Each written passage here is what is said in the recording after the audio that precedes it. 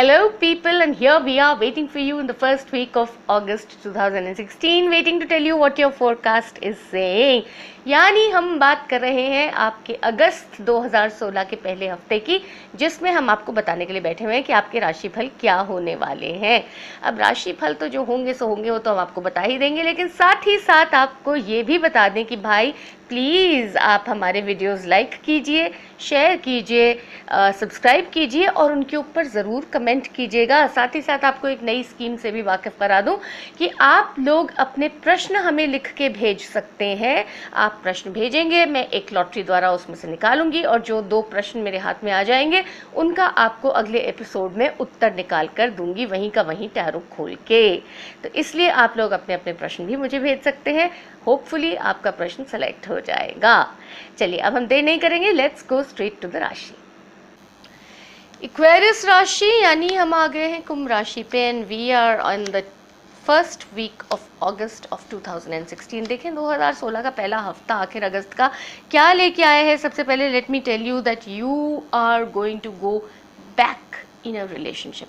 यानी अगर आप किसी रिलेशनशिप से निकल आए हैं, किसी पर्टिकुलर पोजीशन से आप हट चुके हैं, किसी स्टैंस को जो आपने लिया था, you taken that stance and now you moved away from it, chances are कि you are going to go back to it. अब आप ये वापस पुरानी रिलेशनशिप में क्यों जाएंगे, that is something I don't know, लेकिन ऐसा पूरी तरह से पॉसिबल है कि आप जाएं।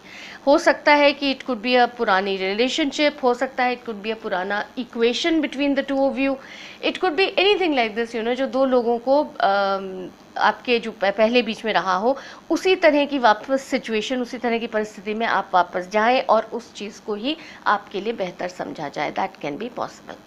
अब आ जाते हैं हम आपके वर्क लाइफ पर ना। वर्क लाइफ में आई वुड से कि इस वक्त आपका वर्क लाइफ जो है बहुत ज़्यादा, बहुत कॉम्पिटिटिव है इस समय पर। There is a lot of you know competitiveness, there is a lot of rivalry, there is a lot of, जैसे कहा जाता है ना, प्रतिस्पर्धा है आपस में कि कौन जीतेगा, कौन किसको क्या मिलेगा, सब एक दूसरे से होड़ में लगे हुए। It's a rat race, and अगर if you are not careful, I have a feeling that you just might lose out in the race. So आपको चाहिए कि you should be considering your goals very carefully कि भाई आखिर हमारा M क्या है, हमारा ऑब्जेक्टिव क्या है, हम उसको कैसे पहुँचे, हम कैसे वहाँ तक उसे ले पाएँ उस ऑब्जेक्टिव को। That's what's going to be important.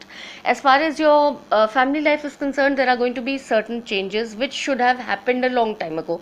यानी चेंजेस आएंगे ऐसे जो कि पहले ही आ जाने चाहिए थे, जो आपको काफ़ी समय से you should have already adopted those changes and you should have you know by this time been adapted towards them, but आपने क्योंकि नहीं किया तो इसलिए अब आपको वो चेंजेस जो हैं आप रेजिस्ट करते रहे, इस वजह से अब आपको प्रॉब्लम पड़ेगी उसमें कि भाई हम तो ऐसे नहीं चाहते थे, लेकिन देखो फिर भी ऐसा हो गया, अब क्या करें, अब तो हमें इसके साथ ही चलना पड़ेगा। That kind of thing can happen with you, that you might just have to now go along with whatever changes that you're facing because you don't have a choice.